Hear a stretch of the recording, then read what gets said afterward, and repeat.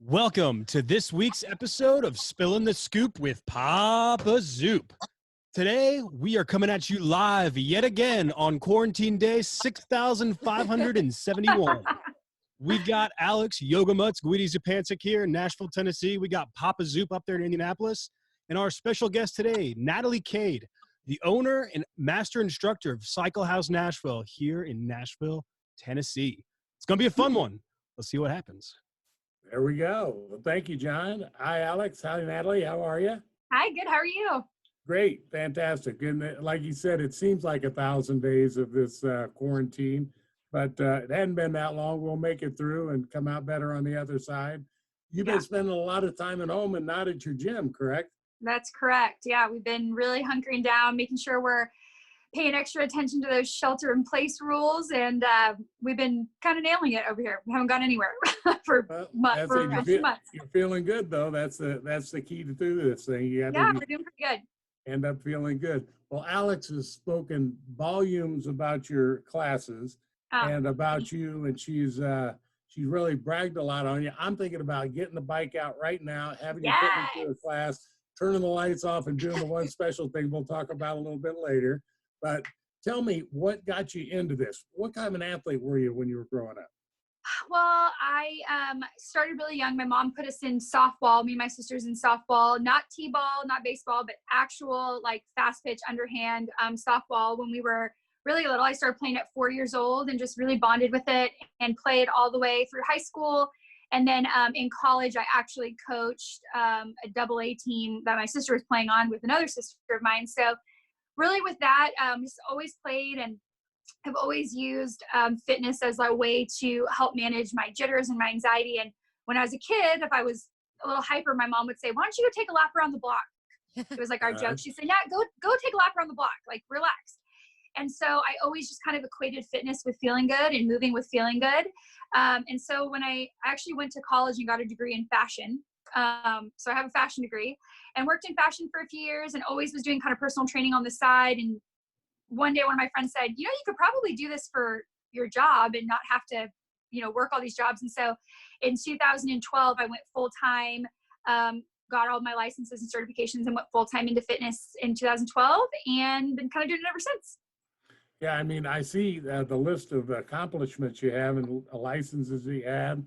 When I started in the strength and conditioning job with the Indianapolis Colts, I was one of about 10 strength and conditioning coaches that they had in the NFL at that time. It was it was unheard of. They thought you would lose your touch. They thought you'd get slower. There were all these myths out there, and I'm showing my age a little bit, but I mean, we did lift more than just clubs and big rocks. But I mean, it was new to the industry. It was new to sports, and really, you're coming up in a time when it sounds to me like you had as much fun getting ready to participate in athletics as the athletics themselves. Yeah, absolutely. We got really lucky in high school. We had a bunch of softball coaches that were really into the strength and conditioning portion. And so even during the off season, we were expected to show up for weight training sessions and batting cage sessions and stuff actually at our high school. So I actually started with weights back then, and we were just allowed to use the weight room. And so of course, none of us knew what we were doing. We were 14 and 15 years old. So we just waited for like our coaches to come in and kind of show us the ropes. But I always just really liked it. I always liked being really strong. I always liked going to the gym better with my dude friends and lifting with them and kind of doing that whole thing. So I just really I just liked the gym. I liked going to the gym, and people would always be like, "Oh, what are we doing later?" I said, "I'm going to hit the gym." And I just enjoy it. I always, I feel very fortunate to enjoy it like I do, because I know so many people getting out and getting moving is something they have to convince themselves of. And I don't have to convince myself. I'm very lucky that I wake up and I'm excited to work out. I get excited for workouts every day. Now, do you lift as well as bike? Do you do everything? Yeah, I do a little of everything. When I started as a personal trainer, I just started doing, basic sessions, HIIT sessions, teaching boot camps, teaching spin classes. Spin's always been my first love since the very first spin class. How I got into spin actually is I went through a really bad breakup, and I was at a Gold's Gym in California, in Northern California. And I was feeling a little bit too sore to hit legs. And I was like, oh, what am I going to do? what should I go do? Well, there was a spin class starting. This was in 2008. There's a spin class starting. And I thought, oh, maybe I'll just try this spin class. I've never done it before. And by the time the class was over, I went straight up to the instructor after class and I said, how do I do this? And she said, oh, do you spin? I said, no, actually, this is my first class. And she goes, and you want to be an instructor? And I said, yeah. And she gave me a little piece of paper that had the National Academy of Sports Medicine written on it. She said, this is where you go to get a cycling certification, and kind of the rest is history. But I love to lift. I love to be super strong. I love to squat and deadlift mostly. I'm not much of a bench presser, but yeah, I do a lot of lifting. Actually, I have a really nice home gym here in my garage built out. And Alex said in some of our conversations that you did some powerlifting. Yeah, never like competitive or anything, but I definitely had a couple of clients who were really interested in learning how to do it. So I had to get really good at learning how to do it so I could teach them how. And then I have a couple of buddies here in Nashville that will meet up with me and we'll lift together from time to time. So I'm not like some competitor or something, but I really, really enjoy a good single rep power lift. Yeah, that's well, you know, you could tell by just talking to you that you have a lot of intensity, and that's key to be a successful coach. I mean, I think you have to have that. Alex, why don't you talk about some of that intensity and how it's wreaked its havoc on you? Shoot. So the first time, I went to your class, my friend Lauren actually invited me. She was like, hey, like, let's go to Cycle House. Like, Hey, Lauren. I know, right? Shout out. Shout out. I know this instructor, Natalie, like, she's great. And I was like, all right, sure, whatever. I like to sweat things, like, oh, just because I've done cycling before in the past. And I was not prepared. Like, I was not prepared. And I walk in and, Jenna is like, do you want some shoes, like a towel? And I'm like, I don't want to rent anything. Like, I'm not serious. I'm just here to like see my friend. And then I got in there and I was like zoned out. The lights were off. There were like these backlight neon things. And there's this amazing person yelling the most encouraging things at me. I love I'm it. like, I'm never leaving. I'm never leaving. Yeah. And I left. I remember leaving and John and I like went to go meet some friends for a drink. And all I did all night was be like, you need to go to Cycle House. Like, you have to go to Cycle House. Like, this was amazing. And then I drug John there. I was like, John, can you just give it a try? Like, please just try. And he's wonderful and like, will basically appease me. He's like, all right, here we go. And he was like, I kind of like that. Yes. He's like dying, but he's like, I really like that. I don't know how you got away with that, because every time I yelled at John when he was working out when he was younger, he didn't like it very much. I know. We're screamers in there. The cycling instructors, there's actually the New York Times did an article like 6 months ago about cycling instructors needing to go through vocal training because of how often we like lose our voices and get vocal polyps and stuff from screaming. And it was like, I know it was written to be kind of like a satirical article, but it's like not really, because after a full day of teaching, I'm like, nobody talk to me, like need to go. But we try to just like yell really encouraging stuff so that people want to come back. And there's something about, the intensity of a dark room. We have our bike set up in our studio so that if you're a mirror person, you can get a bike that's in front of a mirror so you can watch yourself.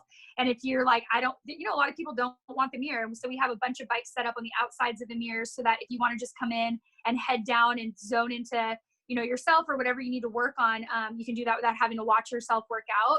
So there's something about the intensity of, being in a room with a bunch of strangers, but not being able to see anybody else, not being able to see yourself, that really puts people into this headspace of working so much harder than they think they can. And like, those bikes have the screen. So their bikes are Life Fitness. What is the brand? So we ride ICG. It's a German company. The American brand of them is by Life Fitness. But ICG is technically a German cycling company. Well, they've got this screen on it. It's basically like, these are how many RPMs you're going, this is the level you are, how hard it is to pedal, and like your total work. But at the bottom, it's like how long you've been cycling and how far you've gone. And a lot of things that they'll teach in the classes, like, sprint for 0.1 miles or sprint this song to like get through a full mile. And all you can see is your own screen and you can't see anyone else's screen. So you're literally only competing against yourself at that point. And I feel like that's a really big thing, because like in a yoga class, like as much as I can say, keep your head in between the four corners of your mat, like my eyes are going to wander. Like I'm going to look and see what someone else is doing, but I literally cannot see someone else's screen. All I can see is like am I pushing as hard as I can? Like, am I doing this faster? Am I not doing it faster? Why am I not doing it faster? Maybe I just need to let off today, and that's okay. Yeah, it's good. Now, do you guys you play a lot of music in your class, correct? Yes. I know I love to work out to music. I've got the Rocky theme song that just plays over and over and over again, and when I'm working out. But one thing that I've always found is that when you mentioned it, it really hit home with me. Some people like mirrors, some people don't like mirrors, some people like music, some people like Yeah. their own personal headset. Yeah. Whatever works Right. is, I think, what you go with, and I think Yeah. that's good oversight on your part to understand that certain things turn certain people on, and they're going to work harder. But the intensity factor is something that looks like, just in the short time that we've been talking with each other, you could see it in your eyes that you've got that. And that's Thanks. really the difference maker between success and failure in your business and in being a coach. Yeah. Thank you. Yeah. I used to not like that word, intensity. I used to get it a lot when I was younger, and people say, oh, you're so intense, or you're so bossy, or you're so driven. And I used to get really self-conscious. And now as an adult, I consider myself an entrepreneur, business owner. I dabble in real estate. I actually have my real estate license. So I do a bunch of these little things, and I kind of realize as a grown-up that intensity is kind of what's built any type of success that I possibly have at this point, is from being really passionate and motivated in the areas that I work in. And I've always been a huge proponent, and I tell people this all the time: once you find something that you're really passionate or intense about, it's really important to grab onto that and figure out how to make it your job, which obviously you did, working with the Colts for the NFL for 28 years. Like, that's what you love to do, and you owned a gym, and you're like, this is what I'm doing, and you use that intensity to get you where you need to be. So I try to do the same. I'd love to talk about that a little bit more though, Natalie. I think the idea of like a female being intense compared to like a male being intense, and like being insecure about that, being called intense, makes a lot of sense, because people get confused with intensity and like passionate. Like, I'm not intense because I'm mad. I'm not intense because I'm bossy and I'm a bulldog. I'm intense because I'm passionate and I want to get shit done. And so I feel like as a female who I like to consider myself passionate can also be construed as intense and like off-putting for people. So it can, I can completely like understand where you're coming from on like being insecure about something. Be like, why are you so intense? Like, oh no, I'm gonna get this done, and like you're not gonna stand in my way. Right. Yeah, nobody likes your intensity or your bossiness until it benefits them a little bit, and then they're like, oh, good thing she was here. Yeah, right. Or good thing that person was in the room. It's like, you need somebody to stir it up a little bit sometimes, for sure. I think, and a lot of people depend on that. There's not very many people that like to work out by themselves. Yeah. I enjoy working out by myself because I just kind of get lost in the music and lost in what I'm doing. But, when you've got a partner, or when you've got an instructor that really has your number and can really push your buttons, I mean, your job, as was my job, is to take people further than they think they can go. Absolutely. Yep. That little extra push. Something that we do in our cycling classes that Alex was talking about with the screens is, I always give a goal at the beginning of the ride. I'll say, whatever your goal is today. And then I always tell them what my goal is. So I'll say, you do you, this is your 45 minutes. This is your workout. I'm going to hit 13 miles, or I'm going to hit this certain amount of, a watt average, or I'm going to go for this RPM average. And I always make sure that at the beginning of every class, I set some kind of goal. And of course, if that's not your deal that day, maybe you just had a rough day at work and you just need to come in and sweat it out. That's fine too. But we really find that we're a numbers driven studio and a stats driven studio. It's why we do use those ICG bikes, because the stats are so important to us. Traditionally, spin bikes don't have a console. You just get on and ride. But we just make sure that everybody's riding with us. I'll ask them continuously all throughout class, have you hit your goal? If you hit it, I need you to set a new one. You have 2 songs to hit the goal you came in with. If you're not there yet, you've got 2 songs to get there. And I find that there's a certain like niche of people that really like that specific goal. And I know that because I get 100 Instagram messages a week from people who are like, hey, I hit my mileage goal in your class this week, or hey, I hit my calorie burn goal, or whatever. And another thing I do at the end of every class is I just say, did anybody PR? Did anybody hit their fastest mile? Did anybody? And people cannot wait to throw their hand up and be like, I hit 14 miles, or I hit this miles. And it makes me so happy, because I know that they're going to walk out of there feeling high on life, that they've done some, they've made a commitment to themselves that they've been able to keep, Yeah. And you just mentioned high on life.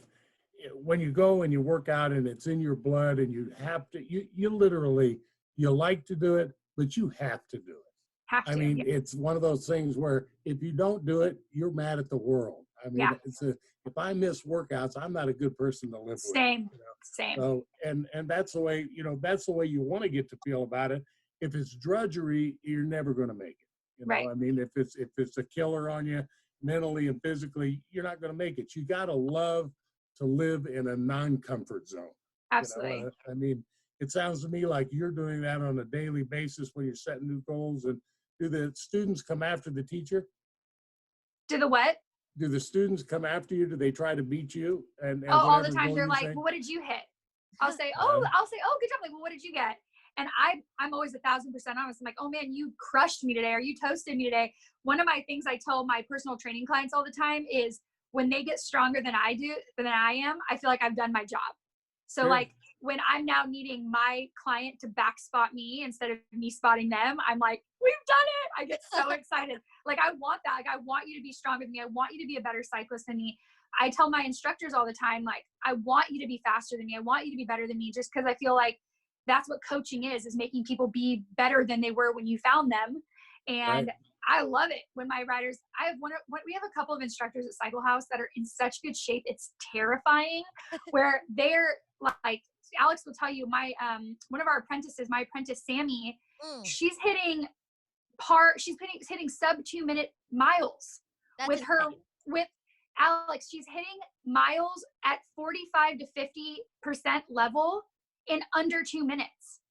No, Yes. that's not real. Yes. She sets her, hi, Sammy. If you're watching Cycle House Sammy on Instagram, she will set her resistance to 50 and push a less than 2 minute mile.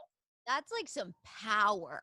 That is a powerful human being. And she hasn't always been like that. She started riding with me several years ago and was like, I want to be really fast at this. And I was like, cool, you're awesome.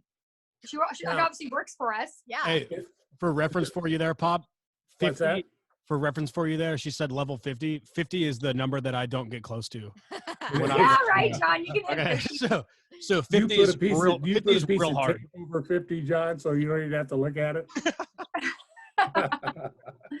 like Yeah, walking up a mountain.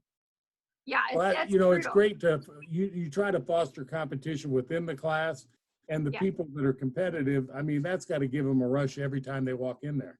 They love it. We have a couple screens up in our room, and every instructor is a little bit different. I try to use the technology up on the screens twice per ride, so we can set it for like fastest. So I'll say, okay, we're gonna sprint a mile, and then I'll throw it up, and it comes up on the screens by bike number, and you can see where your bike number is in relation to everybody else.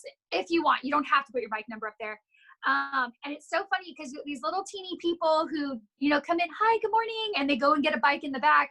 All of a sudden their bike's up on that screen and they turn into these monsters, like face down, eyes up, and they'll come up to me and they'll say, by the end of the month, I'm going to be top 2. And I'm like, okay, yeah, I'm sure you will. Go get it, And so people who don't even think they're competitive, and people will tell me that, they'll say, oh yeah, I'm not really competitive. And then I'll throw their bike number up there and they're like, I am a different person. Yeah, that's Like, I don't know good. who I am. It's so fun. That's a great feeling that you have that kind of you have that kind of an influence on people. Is it all shapes and sizes that take the classes? Yeah, it definitely is. We have, super, like, the cool thing about cycling is you don't have to hit a certain level of fitness in order to take a spin class, right? Because you control your resistance. So nobody knows where you are. If I tell you to reach down and give me some resistance and you don't, no one knows that. So the glory is, you can come in just fresh out of knee surgery or a hip replacement and your doctor says no impact. So you come in and you grab a bike in the back and you just stay seated and sit the whole time. You've got them, and then you've got the people that are in the front row, 6 inches from my eyeballs, just with a resistance turn up, just crushing it. And they're all taking the same class. Mm-hmm. So it's all different levels of fitness for sure. That's actually the thing I love most about cycling is you literally don't have to be anywhere on your journey other than exactly where you are to be able to have a successful ride. And how do you choreograph the class as far as music goes? Do you change it up all the time? Yeah, so I will definitely say playlist programming is one of the hardest parts of a cycling instructor's job, they'll tell you, because unlike a boot camp class where you can just kind of put on some high energy and go, A lot of our rides are rhythm based. And so you need to make sure that there's a really good variety of different RPMs to match the BPMs in every song, so that some songs are really good for standing up, some are good for sitting down, some are good climbing, some are good sprinting. And it really depends on your playlist. So me and the girls have rules at the studio where you can't play the same playlist multiple times a week, because if you have someone who loves to ride with you, you don't want them to be bored to death coming in listening to your same playlist over and over. It's okay to have favorites. It's okay to have certain songs to use all the time, but your playlist has to be always in motion. But playlist curation, it takes years. Like, I look back on playlists I used back in 2010 and I'm mortified. I'm like, oh my God, who made this playlist? This is horrible. My personal preference for writing is I love to listen to music that doesn't have any lyrics. I find that when there's a song that you don't know, you're able to zone in a little bit more and just focus on writing. Then when it's a song that you love that maybe you're going to be dancing to or singing to. So majority of my playlists are always going to be a little bit more electronic. But then I do have some instructors at the studio who love top 40 and they want to play Beyonce and that's awesome too. And that's kind of the cool thing about our studio is that each instructor is allowed to just be whoever they want to be. So maybe you came and took a class with me and you didn't love it. So they'll say, hey, who should I ride with? They'll say, oh, you should try Amber, or you should try Amy, or whoever. And then they're like, I'm so glad you recommended Vivian. She's great, or whatever. So everybody's playlists are always different. And so sometimes somebody will say, oh, I really love hip hop. I'm like, oh, you've got to go ride with Tori. So everybody kind of has their own judge. I love electronic, house, EDM without words. Well, you've got Alex and John shared a little bit of your personal history as well. Your husband's a musician. Does he help you at all with picking your playlist? That's so funny. So my husband's a full-time composer, and he writes rock and metal music. He played in lots of different bands. We toured together for years. But no, he doesn't love my playlists. He'll deal with them, but that's not his genre. He plays rock music. But sometimes, actually, I just used one of his instrumental songs for a class I did on YouTube recently, because it was a really good out of the saddle running song. It was a great BPM for it. So I used his instrumental song for one of my playlists, but in general, it's not his deal. That's it. Well, you don't want to get too involved in the other person's work. That's a good way to keep a marriage intact, I think. So now, with the pandemic going on, it's got to be driving somebody with your energy crazy. Do you you mentioned YouTube? Are you doing a lot of classes on YouTube so that your clientele can keep up with what you're doing? Yeah, so I'm really fortunate that I have a gym in my house from being a trainer. So it's literally keeping me alive right now, keeping my mental game in check. And then I, of course, brought a bike home. So I've been riding every day for an hour. So yeah, I think we've got 20 videos up on YouTube now between me and 2 other instructors who've been contributing. I've done several Instagram live classes on the bike for people who have bikes at home. But yeah, it's been a really trying time. We just opened in November, and we got through the holidays and then the beginning of the year rush of fitness, and we were really just hitting our stride when this happened. We shut down about a week before we were forced to. We just made the decision as a team. A lot of my instructors were too nervous to come to work, and I supported that completely.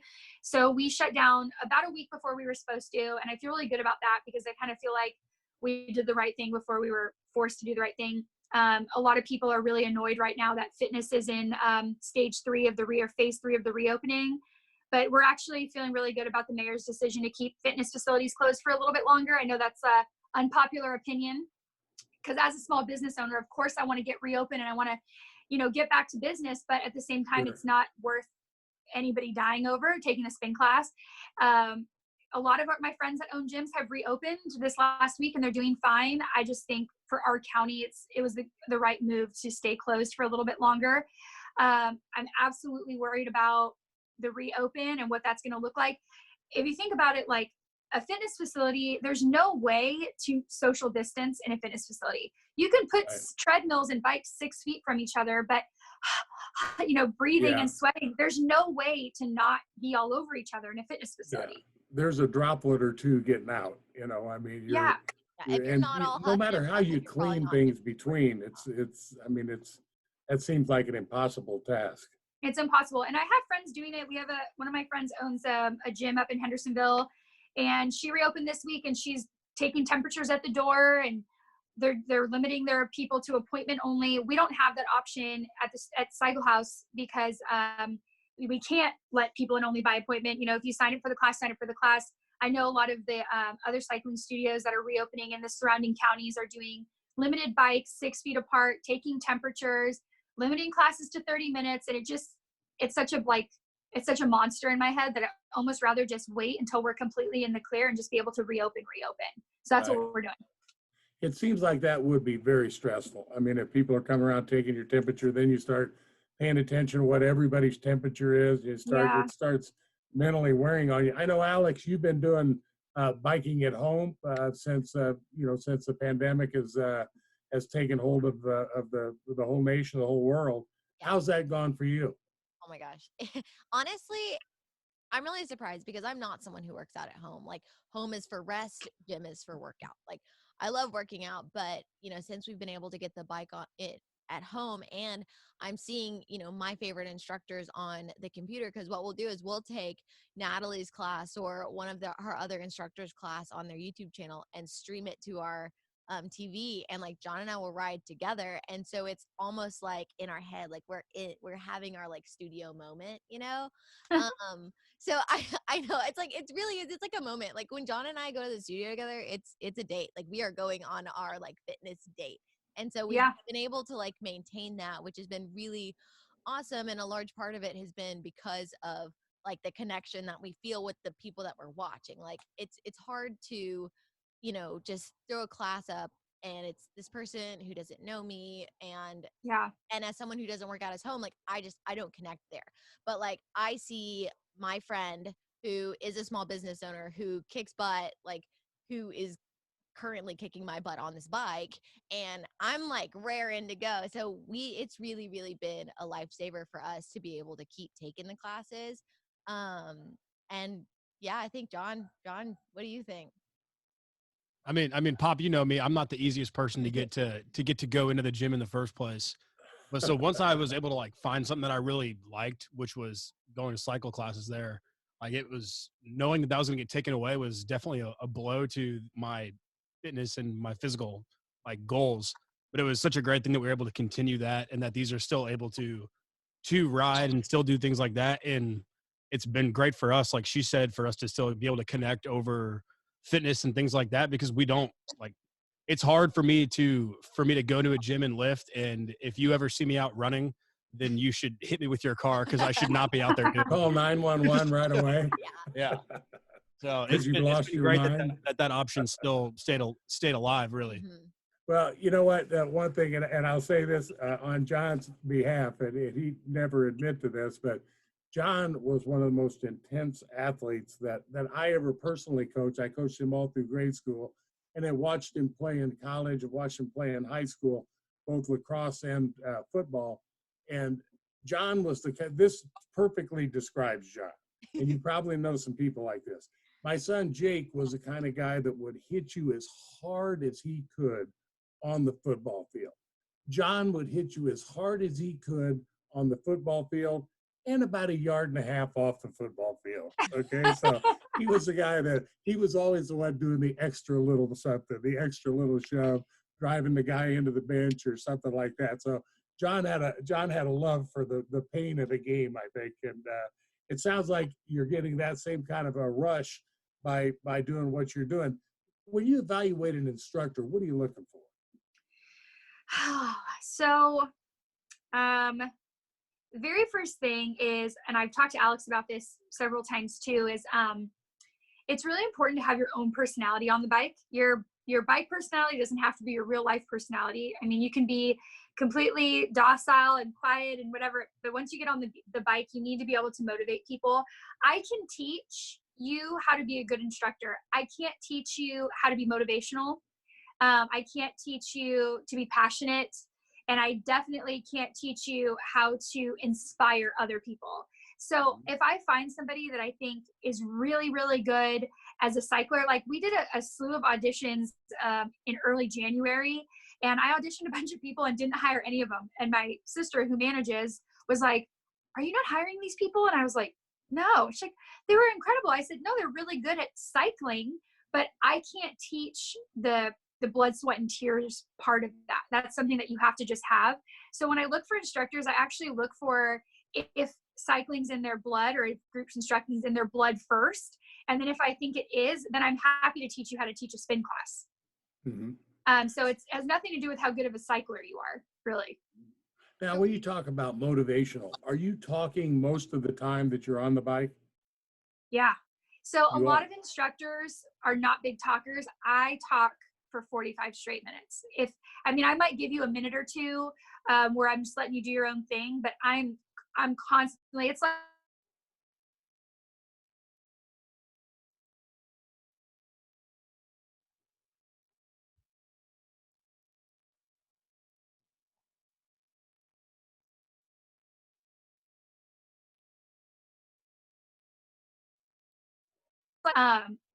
what I'll do is I'll read like the night before.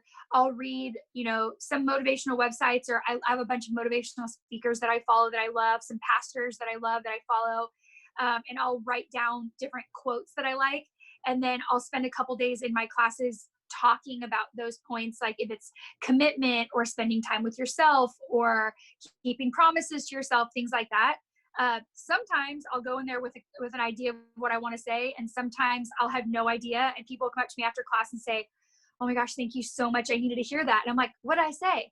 Like, I literally don't even remember. It's just like in the heat of the moment, and this is what I was feeling. And sometimes if I know somebody in the room is going through something specific, I'll talk on it a little bit in class, and they're like, they know it's for them. But yeah, I'm a big talker in general. But I love to talk during spin class. I just feel like anybody can put on headphones and go into a room and get a workout in. But cycling, you kind of need that extra push if you're going to get to where you need to be going. Mm-hmm. Really. So yeah, I talk. I took. And it's interesting you say, Alex, did you say something there? I'm sorry. Yes, I did. That's okay. No, I took Sam to one of Natalie's classes, and it was funny because afterward, like, she gave this huge give 'em hell speech, is what I called like the open house rides, is her give 'em hell speech. And Sam came up to me and she was like, did you tell her to say that to me? Like, how did she know to say that and that I needed that? And I was like, I promise I didn't tell her anything. Like, I didn't tell her you needed this. And Sam's like, well, I did need that, so I'm not mad about it. I love that. That's great. Now, you mentioned that you still do, you read or you watch a pastor on, I do a lot of motivational speaking, and really when I started doing it, I watched the pastors on Sunday morning. Yes. They're the best. They're the best. Yes. Mm-hmm. I mean, they can get up there and they can, the inflections that they use and the way that they use their voice, it's up, it's down, and it gets people fired up. I mean, their talks are their living. I mean, that they give. If they inspire people, then people support them and they come back and they have a full church. So, I mean, they're living off of that. Now, when you do any motivational speaking aside from during a class? So it's actually my biggest life goal is to become a motivational speaker, which is so funny because I tell people that and they're like, oh yeah, I can see it. But like, I don't know. It's this weird thing where I just don't even know how to plug into that. Like, I don't know where to go. I've done one motivational talk. The girls at Belmont University had me in a couple months ago to talk to their group about health and fitness and the impacts of social media and things like that. And I kind of used it as like an opportunity to go in and do like a motivational talk on loving yourself outside of your Instagram account, which was really fun. But aside from that, the only real outlet I have to do it is just in my cycling classes. So I just do it 100%. But I would love more than anything in the world to be like a keynote speaker and get invited to do, events and talk to people, women, whoever, and just, talk on specific topics because I really like to talk. Well, it's funny you mentioned Belmont. With John was looking at colleges, and he went to Belmont, and I went there with him to show him the college, and we knew one of the teachers there, the professors, and I did a motivational talk for them while I was there, while John was looking at the college. So cool. And it was a very neat experience. But you know, if you want to get into motivational speaking, there is no shortage of to start off with. You go to Rotary clubs, you go to places like that. They are constantly looking for speakers, and somebody that Yeah. does the physical part that you do with the reputation that you have in Nashville. Once you're in the business for a little bit longer, I mean, go out and start soliciting those things, because it sounds like if you can talk and ride as hard as you're talking about riding, then you can Yeah. certainly talk and walk back and forth. I mean, I'm a Oh, yeah. pacer, so I pace back and forth while I'm talking, and it becomes kind of part of the talk. You know, in my job Yeah. now, I talk to every one of our onboarding classes, every recruiting class that we do. I speak to them every Wednesday, and Oh, I cool. look very forward to doing that. You know, Yeah. to getting them fired up about the company. And it's not talking about electrical, mechanical things. It's talking about culture. Yeah. It's talking about the type of culture we're trying to build there, and the loyalty and everything that comes with that. But you know, you're doing so many things, it sounds like, in your classes, that if you took 5 or 6 points and just build on them for a motivational talk, you don't want to go longer than 30 minutes. I mean, No, yeah. it's, you know, that's a good time for a great talk, and you leave them wanting more every time you go, you know. Yeah. And you've got to tell me that if you feel this way. When I go do a talk, I don't care if it's 50 people or 5,000 people that I'm talking to. When I'm done, I'm exhausted. I've Exhausted. taken Yeah. every bit of energy that I have, I put into that talk. Yeah. And it's a great feeling, but it really, and it's kind of funny, and I bet you can identify with this. When I leave that place, if I walk out and, you know, people say, nice job, thanks, and blah, blah, blah, you get in your car, it's quiet, there's nobody in there, you almost go into a deep depression. I mean, Yeah. because all of a sudden you're not on that stage. And your adrenaline is like down, and you're Oh, feeling, yeah. yeah, It's so a you feel killer. good about, yeah. Yeah, I don't know, if anyone's watching and you need someone to come talk to your group or your company, like, call me. I'm here. Alex has my contact information.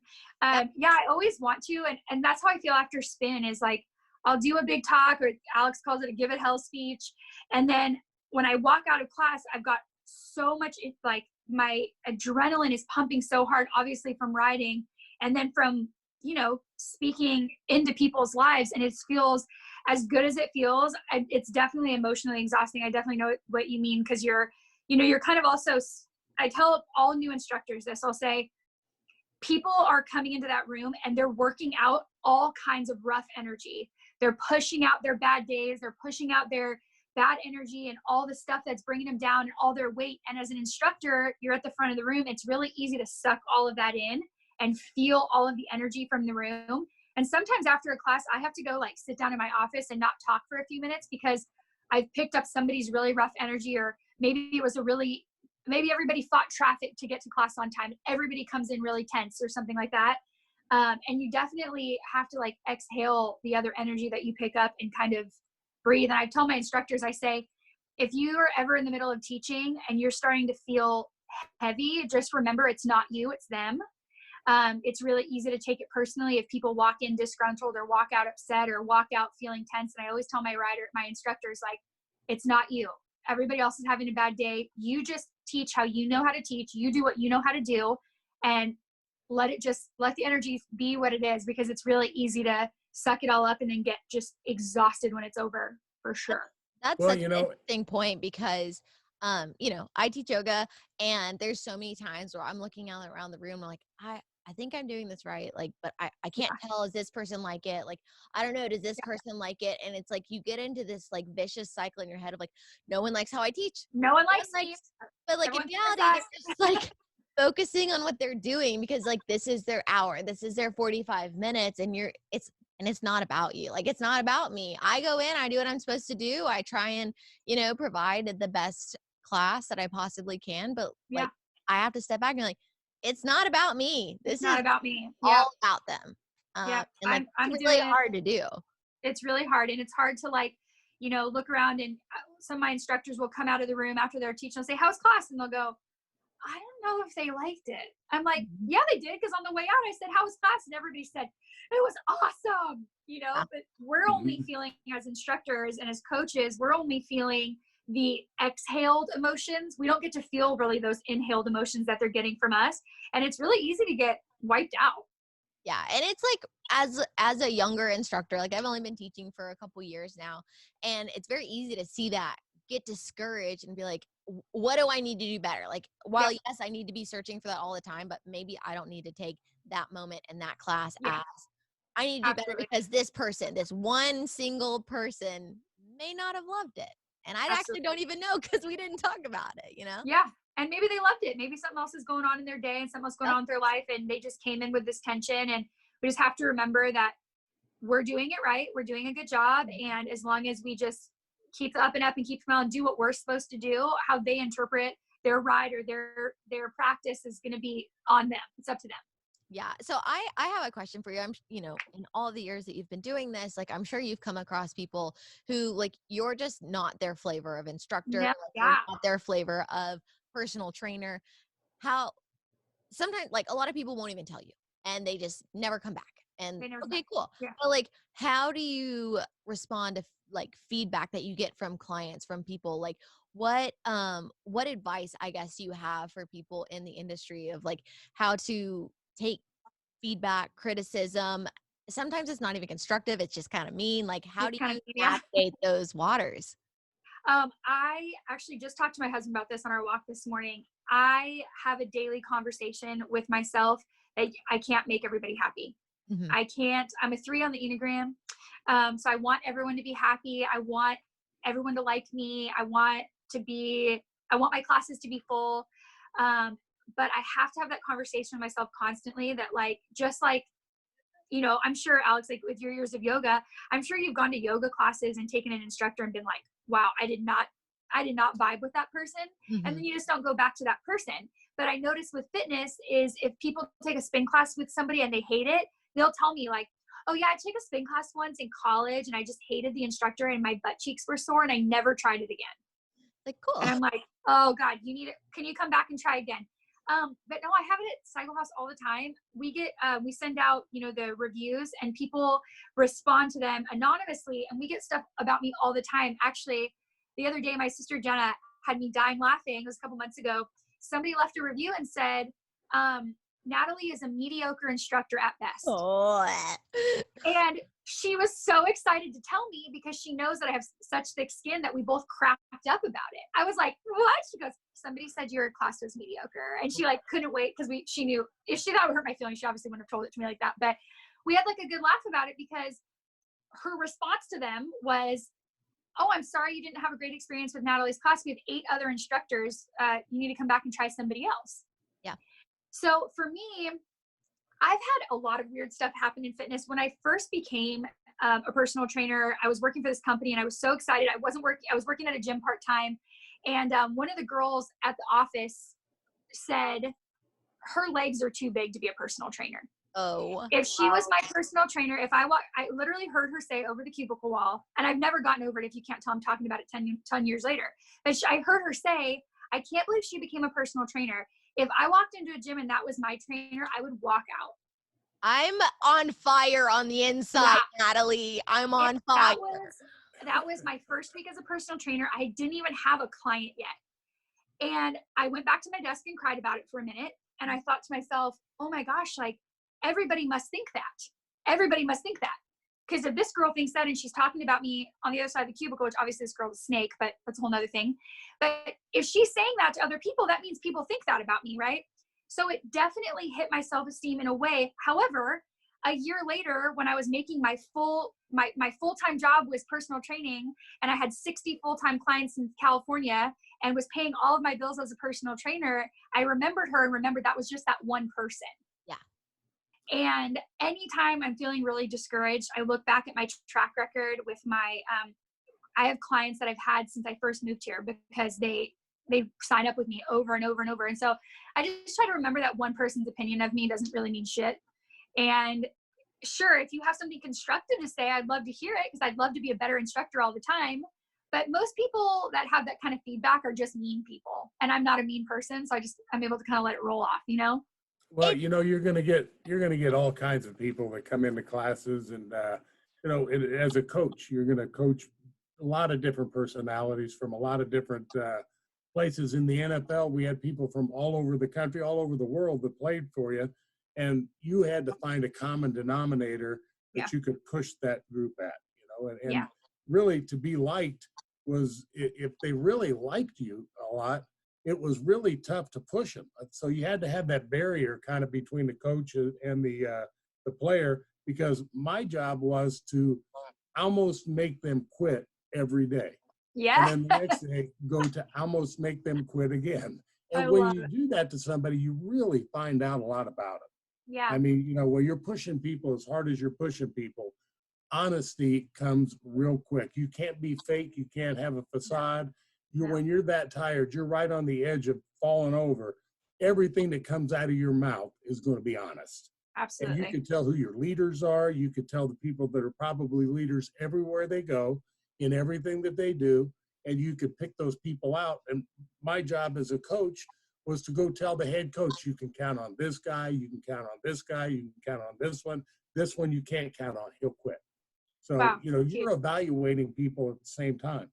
Yeah, that's huge. I would love to know, so that entire situation really kind of speaks to me. So, for example, when I just got my personal training certification in February, Woo!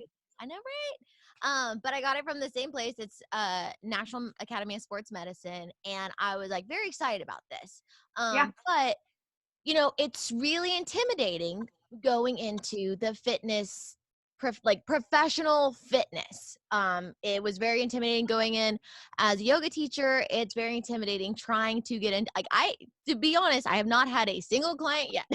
But I passed my test and I go home and I'm like, we should celebrate. And then all of a sudden I'm like, I am filled with insecurities and fears, because what if someone looks at me and says, how the hell is she going to be my personal trainer? Yeah. What if that happens to me? No one's going to it's almost at that point, it's your body and how you are, how people look at you then becomes your advertising. Absolutely. Don't let me even get into social media, but it could go there. And so it's how do you get past those fears, those insecurities of my thighs are too big, or my belly, when I sit down, it looks this way, or whatever. How do you get past? Because I went out to go have a drink with John afterwards to celebrate, and I was just sobbing, and he was like, why are you crying? And I'm like, because I'm scared that people are going to judge me. So how do you get past that? So you don't. Oh, good. You don't answer. get past it. You just get stronger than it. You don't, I have that every day. I tell my husband all the time, I'm always afraid that I'm going to tell people I own a gym and they're going to look me up and down and go, you do? But here's what I'll say. I will say 100% my success as a trainer has been because I look like a normal person. The feedback I get from women in the last 10 years is, oh my gosh, I was so nervous to get a personal trainer. And then I met you and I was like, oh, she's just normal. And I was like, at first I would take offense to that. I'd be like, what does that mean?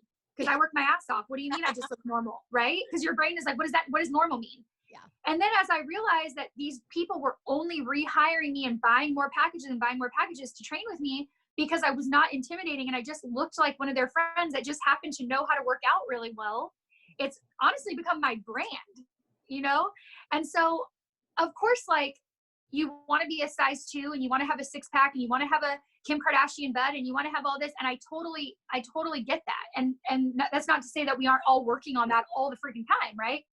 But you don't get over the insecurities of having to be a professional in any field, and fitness is no different than that, And I know when I started taking clients for the first time, I told my gym manager back in California, I was like, well, don't give me any guys. And he was like, why? And I was like, I can't train a dude. And they're like, why? And I remember my very first male client ever. I took a male client. We had an hour session. A couple days later, I ran into his wife at the gym and I said, oh, hi. And she said, you kicked my husband's butt. And I said, oh, really? And she said, yeah, he calls you his ninja to all of his friends. He's like, my ninja trainer kicks my ass at the gym. He's like, she's 5'2" and she's kicking my ass. And I had this moment of okay, I can't be intimidated. I can't think that I'm not good at this if I am, Yeah. So I'll say you're always going to be insecure. You're always going to be self-conscious, and you just have to be a little bit stronger than it. You'll be fine. You're going to be great. That's what helps make you the best. When you have that drive when you feel that insecurity and you overcome it. Yeah. And then you have some successes. The more successes you start piling up, all of a sudden you don't feel that way as much, you know. Yeah. But you always want to feel that challenge that you've got to get better. You've got to be, you know, you've got to be taking steps forward. Otherwise, you're taking steps backward. So, Yeah. you know, that kind of a challenge, and when somebody gives you that kind of a feedback, boy, it just fuels the fire. I mean, Yeah. it keeps you going. And as a coach, you know, sometimes you're the loneliest person in the world because you did kick that guy's butt. He didn't think that you could, but Yeah. you were able to do that. You know, I mean, it's my wife, like you, she's 5'2", she's 100 and nothing, and she was a personal trainer for a while. She won the America in bodybuilding. Yes. She made my friends cry. You Yeah. know, I mean, Let's go, Papa Zoop. they were the happiest people in the world when she got pregnant. You know, Oh, and she stopped training. So, I love it. but I mean, it's one of those deals where, you know, nowadays, and I think, you know, for women in fitness, I mean, I see so many more women in fitness that are really climbing to the top, you know, Yeah. of the ladder. And you know, it's something that I think it's an innate quality that the toughest people I know are women when it Yeah. comes to pushing Yeah, themselves. damn right. It Yeah. is really true. They don't want to quit. They don't want to fail. They want to succeed. They want, you know, I stopped short of the Kim Kardashian, but I don't want that in my workouts. Okay. But You don't want that, Papa Zoop? you know, you do want that kind of challenge every day. Yeah. And when people question you and when people check your, you know, your whole card, they see what you're made out of. Yeah. You know, and you see what you're made out of. Yeah. So that's, you know, that's critical, I think, to being a great coach, is to go out there, and sometimes it's you against the world. And, you know, you Yeah. have to play that hand that you're dealt and then turn it into something. Yeah, one story I like to share, and this goes along with that, and exactly what Alex asked me, and Alex might know this story, but several years ago, I auditioned to be an instructor before I had my studio. I auditioned to be an instructor for a world-class company, and I sent in my audition. I went and auditioned in person. They said it was great. They wanted me to make an audition video to send to corporate. So I make the audition video, and they got back to me and said, we could hear you breathing heavily on the video, and we don't think you're in good enough shape to work for us. And Really? wouldn't hire me. So that was the day I looked at my husband. I said, that was God telling me that I don't need to work for anybody else and I can work for myself. And that's when I put the ball in motion to open my studio. So now I train other instructors. I was talking to Alex about this the other day. I just got approved by the National Academy of Sports Medicine to be a continued education provider. So once the studio reopens, I'm actually going to be able to certify people in cycling through the National Academy of Sports Medicine, which is a huge honor. And I'm so excited to do that. And less than 3 years ago, I was told by this other company that I wasn't good enough to work for them. So now, is part of that, is part of what you're going to be doing in that position, the motivational piece of it too? Does it encompass everything? Yeah, I'm going to teach all of it. It's going to be a 2-day workshop. It'll be 10 hours total, five hours on each day, where at the end you demo out a class. But the one thing I want to spend a lot of time on is obviously finding, and I told Alex this the other day, it's finding who you are as an instructor and then being that person, because people can see through the phony. If they come in to take your class and you go to give a motivational talk and you're just reading something off the internet, or you're saying the same things over and over, you're not going to form bonds with people, and they're not going to believe that you're there to help them and motivate them. And so big thing I want to spend time on in the workshop is really being comfortable, being your real honest to goodness self. So I can teach you how to ride a bike and make a playlist and all that, but I would love to, you know, meet one-on-one with people and just really, you know, mentor and curate who they are in, like, as a motivational instructor, because the difference between a good instructor and a great instructor is the instructor that can make you feel a type of way when you leave. So that's definitely going to be part of the curriculum.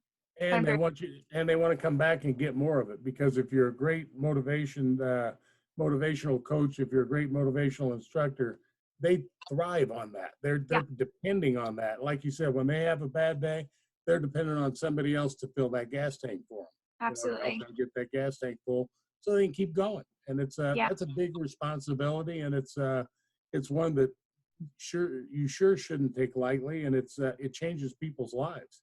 Yeah, I hope so. It's really not easy either. Like, you know, as a yoga teacher, I get up there and I will, when I first started, at least I was like, okay, I must do this. I must look like this. I must say the right things and all that. But it no longer becomes about that. It becomes about like how you're leading people and connecting with people. And that's what gets them to come back. It's not Yeah. necessarily, did I exactly cue the right thing or did I Yeah. exactly say the perfect thing? Yeah. And I feel like it takes a little bit to get there of like, I don't have to be perfect. Like they're not back there with their rubric judging me on my demo. They're not there making sure that I get my certification. Like, no, they're here because they appreciate who I am. They think that either maybe I make creative flows or like I am an intense, mile-driven instructor. So it's really interesting of like how you find yourself in whatever fitness space that you're in. Yeah. And how you show that. Like I try and show myself through like the creativity I bring to my flows. I'm not someone who's gonna like talk a ton, but I'm gonna make you move weird ways. And like that's one way that I feel like I can connect with people because like I've never done that. Like we talk. Yeah. And so it's like, or I'm gonna say something that's gonna, or you know, like for you example, you say all these things that people are like, thank you. Like, thank you. You're right. Like I just need to speak it into existence. I feel like Yeah. it's how a lot of your give 'em hell kind of speeches work, or you speak it into existence and people are like, oh, that's real. I can leave that baggage behind and ride my bike away. And Yes. so it's so interesting how you manifest your personality in whatever group fitness or fitness kind of platform that you're working with. Totally. Yeah. Natalie, Alex, both of you, a question, you know, as young instructors compared to my age, when you're out there and you're doing what you're doing, do you ever have it filmed so that you can go back and self-critique your performance? Because it's really that. It's a performance. I mean, when you go up there, you're not just teaching a class, you're performing. If Yeah. you're motivating people, if you're getting into people's heads and helping them as well as from a fitness standpoint, that's a performance that you put on. Like we said early on, it takes a lot out of you. That's why you know it's a performance and not just a job. Yeah. Because you're giving your all, you're giving your heart, your soul, you're burying your soul to people, and that's a vulnerable position to be in. Do you ever think about studying yourself when you're doing it? Do you ever film it? I personally, I'm so scared. Like I don't want to watch myself back. I'll record myself writing to like put up as like for social media or something, but never like my motivational talk part of it. And I just don't want to get in my own head about it. And I know you're so right. Like I should probably do that so I can make sure that I'm polishing that and making sure I'm the best at that I can be. But like, I'm always so nervous. Like somebody will come up after class and they'll say, oh my gosh, last week you said blah, blah, blah. And it made me think about this. And I'm like, I did? Like, I can't even believe I said it. And so I feel like I don't want to think too much about it. If I record it and I watch myself and I find something about it that I don't like, then maybe I'll get self-conscious or I'll get worried about it. So I personally don't. I don't know, Alex, you might, but I don't record myself. I'm scared. That's actually, I'm sitting here kind of thinking about it. I never videotape myself like in class before. Since quarantine, obviously everyone's had to go kind of videotaping and virtual. Yeah. But I've seen other instructors kind of put up a camera in the back and a lot of it was because of social media. A lot of people were trying to do like a time lapse so that they could post on their Instagram. And like, I get that and I respect that. However, honestly, I thought about it before and my concerns were, I don't want people to think that I'm so into myself that I'm trying to watch myself.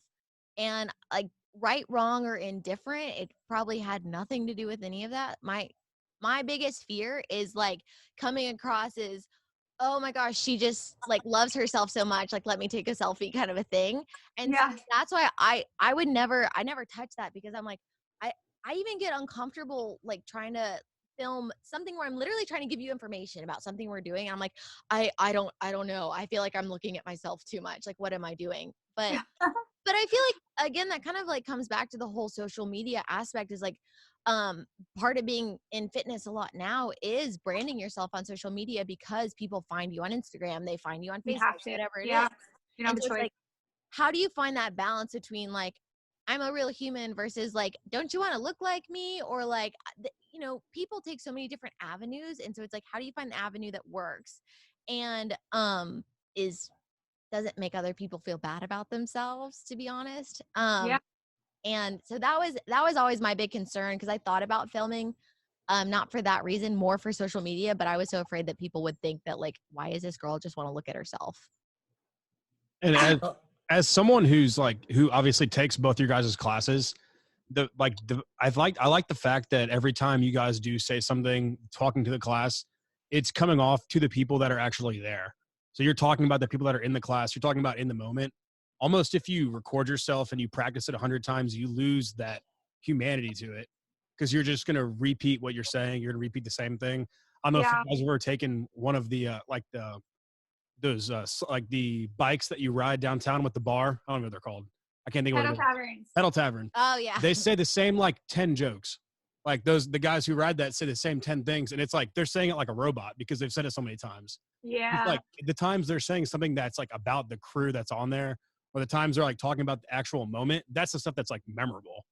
And when you're motivating people at the end of the class, like you're not talking about, like, you're not just reading like something from a book or reading the same thing over and over again. You're talking about people that are there. Yeah. That means a lot more than if you were even if you were quoting someone famous, like you're still not giving your own words with it, I guess. Yeah. Well, I think if you're talking about being the best you that you can be, now, not everybody can be the best doctor, butcher, baker, candlestick maker, but everybody can be the best that they can be. Yeah. So when you throw that out in a class, that means something different to everybody. You know what I mean? Because they're in a different place than you are. They're in a different place than everybody else in the class is. And if you can pick a few points and hit those points with people, it's almost as if you wrote the script for them, you know? But you got to find out what those key points are that people are looking for. And you know what they are because it's what you're looking for. Yeah. Mm-hmm. I say that sometimes too. I'll tell people, I'll give like a big speech at the end, and then I'll say, sorry, everybody, that was for me. I needed that one for myself today. Thanks, team. In reality, it's for every single person because we're all right there with you. Yeah. I appreciate it, for sure. Well, I'll get one more question for you. If you had a magic wand, okay, and anything could happen, in 5 years, where would you see yourself? Getting paid as a motivational speaker, getting paid to encourage. I would absolutely still have my cycling studio. I do some real estate investment, and so I would love to like see that be cool. But the number one, the big life goal that I don't have yet, I always wanted to have a spin studio. I always wanted to get involved in real estate, but the thing I've always wanted to do was to speak to crowds and just about anything.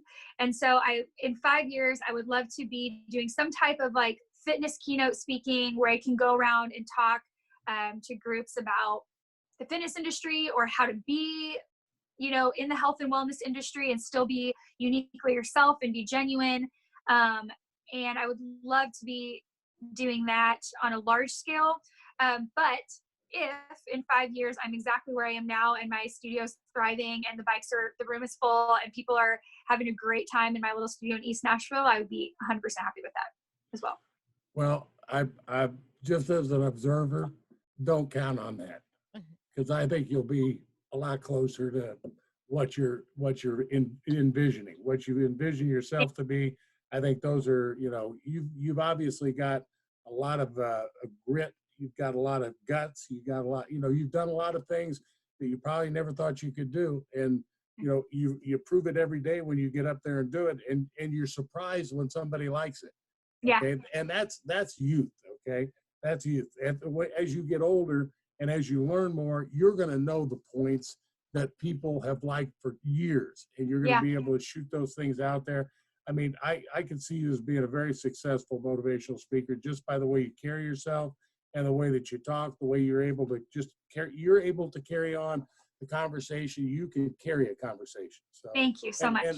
And Alex, I think you have that ability as well. I mean, and as you grow in this industry and as you grow as a fitness instructor, you've already got all of the the letters behind your name and the certifications and stuff. Now it's just a matter of putting your brand on it. What's Absolutely. your brand? Thank you. I appreciate that. But, We have a couple audience questions here. okay. Oh, So this question, there's two of them that actually kind of go into each other. So I'm going to read them both. So as someone who hates to work out at home, I'm curious to hear if there are any tips and tricks to help you get into the mindset of getting a solid workout in during times like this. And then also for someone who does like to work out at home, how do you find that fifth gear and turn the pedal up to go harder? Because it is obviously hard to do when you're by yourself like that. that's great. Alex, you want to go first? Oh shoot, I'm terrible at working out at home. Like I'm not good to answer that. I've gotten better. Okay, I've gotten better since we started quarantine. Literally before I did not work out at home. No, I would go to the yoga studio, I would go to the cycling studio. Home is for couch. I even working from home, I had to get a co-working space because again, home is for the couch for me. But since we've had to completely reframe the way that we're focusing. There's not, depending on where you are, there's not specifically an end in sight. So like I've literally tried to reframe my schedule. I like to have a schedule. I like to know that when I get up, I'm going to do this, I'm going to do this. And in there, I will find time and I will do this workout. I'm a pretty structured person. Like I would say for me, it's been literally finding something that I like. Like I'm not just working out to work out. I'm working out because I'm connecting with an instructor. I'm working out because this person motivates me and I feel good when I do this. If I'm like literally last night I was talking to John, I was like, I'm going to go run tomorrow. I hate running. I don't run. I don't know what was happening at like 11 o'clock at night where I was like, I'm going to go for a run. And I didn't because I don't like it. And so I think it's literally just like try the thing. If you don't like it, try something else. Try something else. Try something else. Find that one thing that makes you think about it at night before you go to bed. Find that one thing where you're like, ooh, I can't wait to like I ride the Peloton and I love like a couple specific instructors and I'm like, oh, I really hope Cody Rigsby has a new class tomorrow because like I want to hang out. Or, Natalie, you had your live class and I knew that I couldn't make it, but I was like, it's going to be live for 24 hours. Like I can do this. And I looked forward to it. I couldn't wait because I connected with that person in that specific workout. Anything else, I'm like, I'll do it. Nope, not going to do it. So. Yeah. Okay. Well, I'm going to answer the question in two parts because I want to answer the question about if you hate to work out and then if you love to work out. So Alex and John take my classes regularly. They will tell you there's one thing I say in every single class, and put this on my tombstone, write this down, get a pen, put it in your phone. You don't always have to be motivated, but you have to do what you say you are going to do. So for people who, and I got that from someone else, I don't know where, but I got it off something years and years ago. If you don't like to work out, you don't have to like to work out. You don't have to be motivated. Nobody's motivated all the time. But what you have to do is what you say you're going to do. So if the night before you say, tomorrow I'm setting my alarm for an hour early and I'm going to get up and do 200 jumping jacks or whatever it is, you have to keep that commitment to yourself. You'd never cancel a commitment to a friend or family member that needs you, and your body and your health needs you, period. So if you say you're going to do it, you keep those promises to yourself, you keep the commitment to yourself, and you do what you say you're going to do. So for the person who asked the question, it's probably someone I know. Hey, team. If you don't like to work out and you've tried bar and you've tried yoga and you've cycled with me and you've hung out with Alex and you've done a million things and you still hate it, that's okay. You don't have to like fitness. The stigma around the industry where if you don't like a specific type of fitness, it's because you're lazy or you're out of shape. It's complete BS. That's not what it is. It's just not everybody's always motivated. So just remind yourself when you start to talk yourself out of the workout, you can say to yourself, I don't have to be motivated in this moment, but I have to do what I said I was going to do. And I said today I was going to work out for 30 minutes, and then you do it. So that's for the person who doesn't like to work out. For the person who does like to work out and needs to push it to the next level, set a goal just a little bit outside where you think you can be. So like, I hate to run, but Andrew and I have been going on these 2.5, 3 mile loops around the neighborhood, and we walk some of it, we run some of it. Some days we walk the whole thing, whatever. But for those days that I need that extra little push, I just make that commitment to myself. Sometimes I'll write it down on my whiteboard in my gym. Like if I know that I can do 300 squats, then I know I surely can do 350. So set yourself goals just a little bit outside where you think your actual goal is, and that's how you'll push it. One of my favorite bodybuilder women, Dana Lynn Bailey, the girl is a freaking monster. You guys probably know her. She owns a clothing line called Flag Nor Fail with her husband in a big gym. She's out of Montana.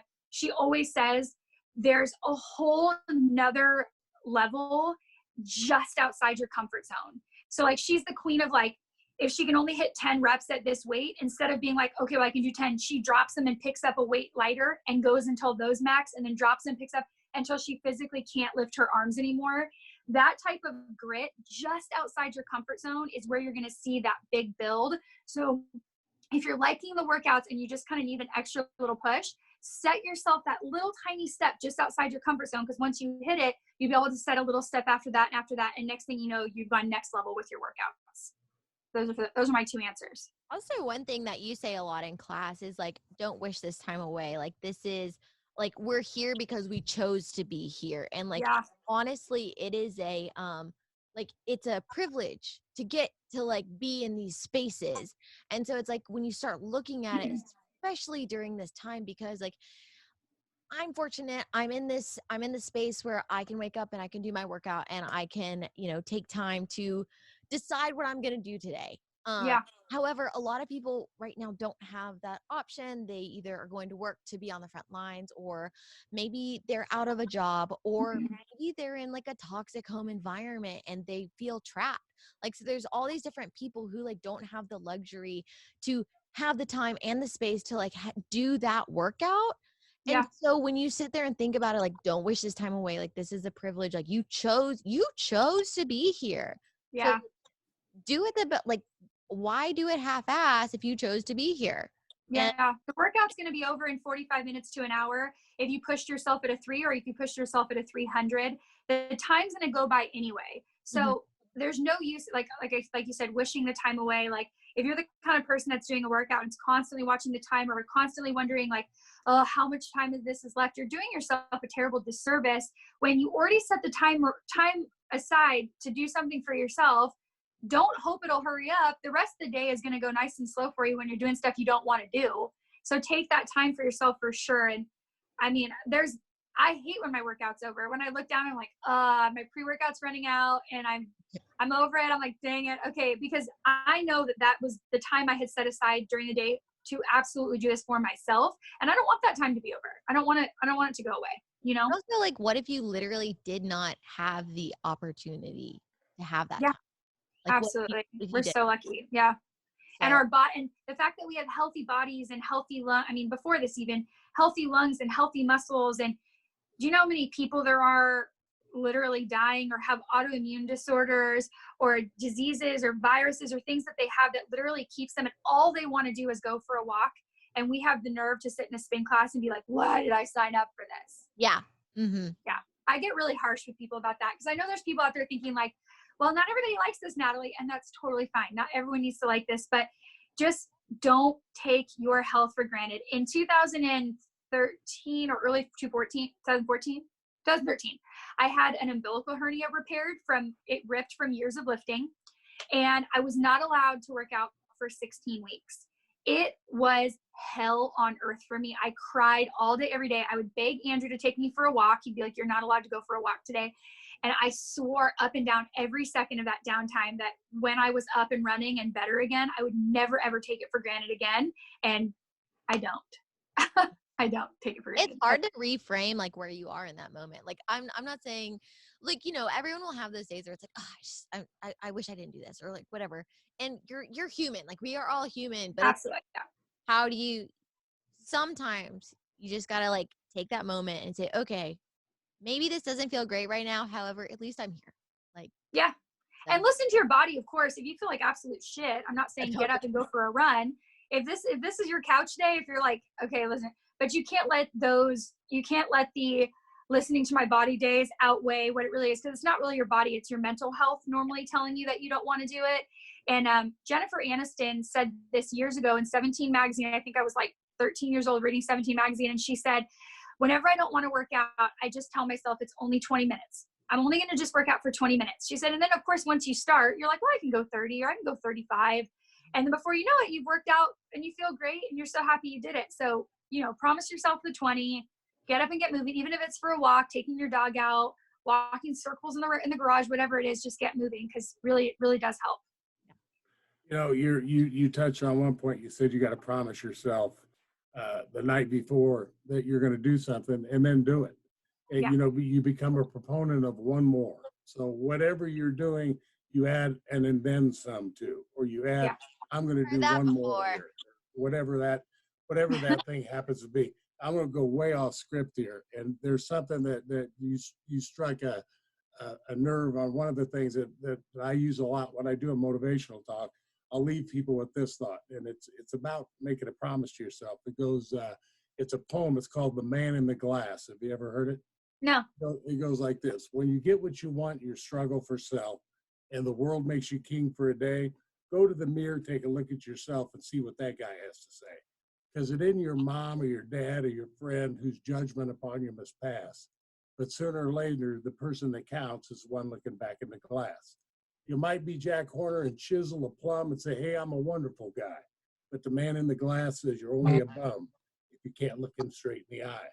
You might fool the world down the pathway of years and get pats on the back as you pass.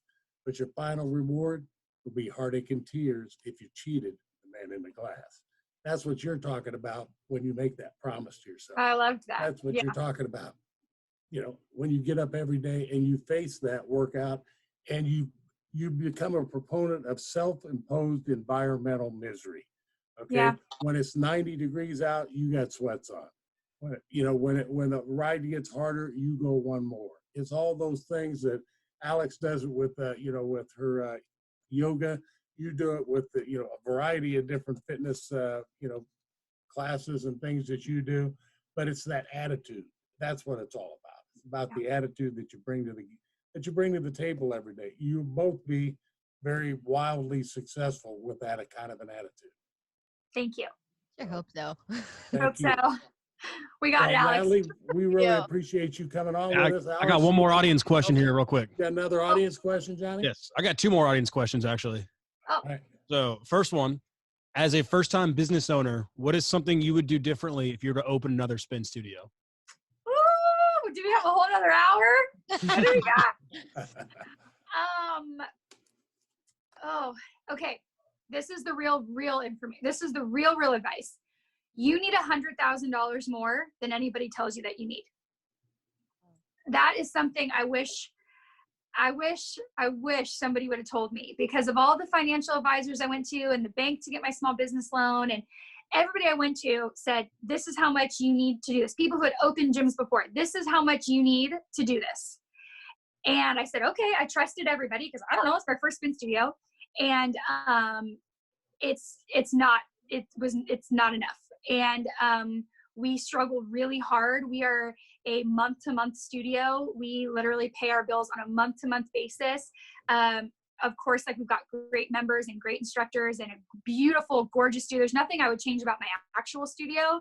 But just know that if you're going to take an undertaking like this, whatever number the investors tell you, not investors, I don't have investors, but the number that people tell you, you need more than that. That's the first thing I'll say, because that's what I wish somebody would have said to me. That's the first thing. The second thing is get ready for blood, sweat, and tears on a whole level that you could never have imagined, because it's not just work anymore. It actually becomes part of your family. The day that we closed up the studio to leave to come home for the pandemic, I wept like somebody died in the car. I was so heartbroken over having to leave this thing behind that I worked so hard for, not because of the materialistic value, but because of the relationships that we form there and we nurture on a daily basis. I knew already that I wasn't going to be able to have those bonds, and that really broke me. So it's so hard. It is so hard to be a business owner, a small business owner. It's so hard to compete with national chains and gyms that have been around for a long time and already have their following, and just kind of have to put your head down and just literally hope for the best. So I would definitely say, for first-time business owners, you need more money than you think you do, and get ready to work the hardest you've ever worked in your life. Now, it's 100% worth it. I would never say it's not worth it, because it was the dream, and I worked really hard for it, and I'm really glad to be where we are. But there's no glamour in it. There's nothing exciting about the amount of work and undertaking that it is to own a small business. But I really encourage you to do it. Awesome. I'm so excited to do that. You should do it. All right, there was two more. There's one just quick joke question and one more serious question. Which one do you want first?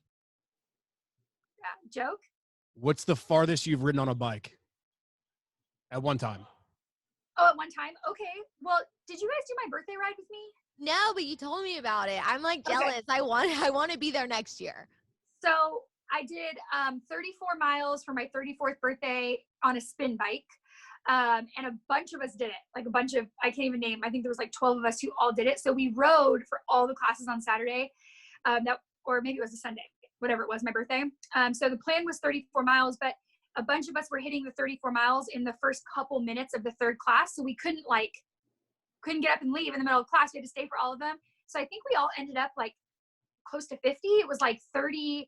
I think it was like Sammy got like 50 something. And I think I was at 46 or 7, something like that in 3 classes. That sounds right. So we were hitting about 15 miles a ride, 15, 16 miles a ride. And when it was over, it was like, we walked out of there just like nobody's talking to each other. It was like my birthday. We were supposed to go get food. And I was like, I think I'm going to go home. Like, hope everybody has a good day. But that's the most I've ever gone in one day is 50-ish miles. I don't even like to commute that far in the morning to go to work. I was halfway through it going like, what was I thinking? Why did I get everyone to do this with me? This was a really bad idea. But it was fun. It was really fun. Nice. All right, last question we have for you. In your opinion, which one do you think will be a better feeling? The first time you metaphorically cut the red ribbon to open up Cycle House, or when we all get to finally go back the second time after this? Man, going back. Because the first time we all went in there, I didn't know any of you, and I didn't know the relationships I was going to forge with so many brand new people that I'd never met before. And I'm just so looking forward to like getting back to the people, like the humans of Cycle House Nashville, and not so much, the studio itself, but going back and not going back with 6 bikes in the room and taking everybody's temperature, but going back to a nice full Saturday with the mirrors fogged up and the music blaring, and people are pissed off in the back row because the music's too loud, and everybody walks out of there with 14 towels. Like that's the end game. That's what we're always hoping for. And whether that happens in the next month or in the next several months, obviously people's health and the safety of the people of Davidson County are our number one priority, but we're definitely excited to get sweaty with y'all again, for sure. I can agree with that. I cannot wait to go back. I'm so excited. I know, I'm excited. It's gonna be good. Well, I think you guys have got me motivated that when I come down Carrie and I come down and visit John and Alex, I'm going to have them drag me over there for a class. I mean, I'll be able to keep up with it, but I'll be that one that when you say turn the dial to get a little harder, just don't pay it close attention. No, I won't. I can't see a thing. It's dark and I can't see a thing, I promise. There we go. Hey, Natalie, thank you. It's been very nice to meet you. Very nice to talk to you. Alex, it's always fun with you. And you hit a home run here with bringing her aboard. She gave us a lot of energy, and I know you're going to be very successful, Natalie. I'm going to keep up with your career, and thank you, Alex and John, and I wish you nothing but the best. Oh, thank you so much. Nice to meet you. I can't wait to have you for class. All right, sounds good. Alex, have a good night. See you guys. Bye, thank you, Natalie. Thank you so much, Alex. Bye, John. Of Thanks, course. guys.